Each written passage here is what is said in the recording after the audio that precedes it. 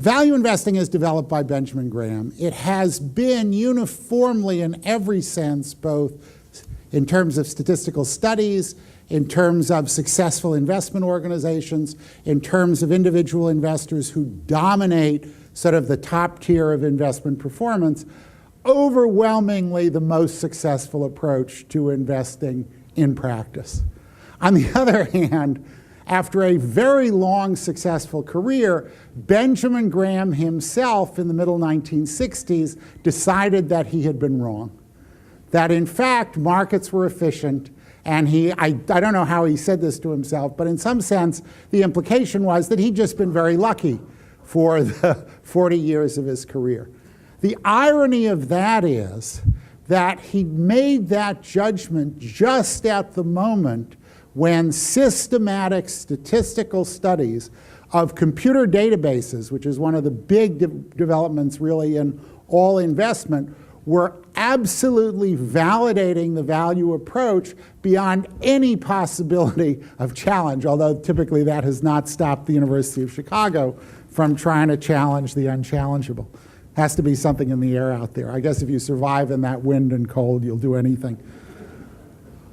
What that development has led to in practice, besides just the academic debate, is that those uses of computers have led to increasingly effective, systematic value investing processes where the very best of them integrate computer approaches to database analysis, to finding in a very large global universe of stocks those that just in statistical terms look most valuable, and then put on a layer of traditional valuation and industry analysis to go beyond that and integrate things. Now, one of the advantages of doing that, and it's absolutely crucial in a value context, is that that imposes discipline. Because the hardest thing for a value investor to consistently do is be disciplined. And one of the striking stories about this is the most successful, probably statistical value fund over the last 40 years is Sanford Bernstein. Their US value fund started in 1971. They've outperformed the market by 3% a year. On the other hand, since they are careful and disciplined, they benchmark the performance of that fund against very simple low market to book, low price earnings alternatives. And the simple models outperform their 200 analyst complicated models by about 1% a year. That Sanford Bernstein outperformed by 3%, the simple models outperformed by about 4%.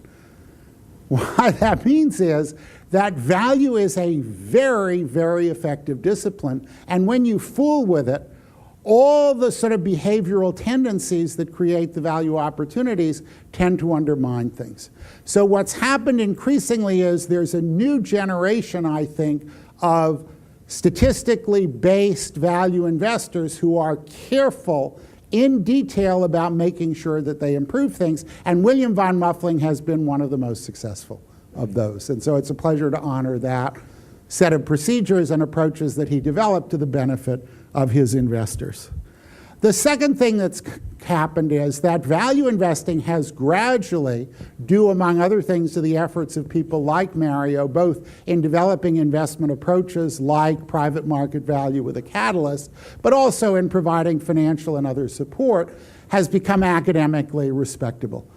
Preeminently, I think it's fair to say that it's academically respectable at Columbia, but it's also penetrated Northwestern, where there's a program, Stanford, where there's a program and a course, Harvard, where there's a program and a course, even Chicago, where there are elements of a program, although again they resist recognizing what it really is, and most recently, I think, thanks to Mario's donation, at Fordham University in the Bronx, where for at least some part of value investing it all started. Now, William is actually a graduate of the program. He graduated, I think, in 1995.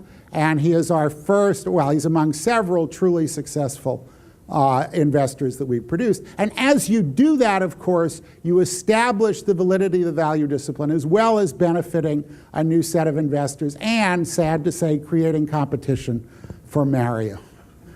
But what he has also done, besides demonstrating the efficacy of a well-trained value investor, is that he has been a big supporter of the center that Aaron ran that has produced an increasing number of students and an increasing amount of ideas that Tano's going to talk about. He has been the chairman of our board for several years now and has helped expand to a program that really produces, I think, a significant double-digit number of good value investors every year, as opposed to the fairly haphazard existence of courses that came and went in the days of great men like Roger Murray, who really did it all by himself. So for both those reasons, the development of techniques, the demonstrated performance in integrating systematic disciplined statistical approaches with more traditional security analysis and active research, and for his contributions to just the institutional generation of what we hope, I guess, but I think it's increasingly clear that it's not a vain hope, are sustainable academic institutions for producing future investors that will benefit all of you, like Mario himself, who really was more than anything else a fortuitous accident.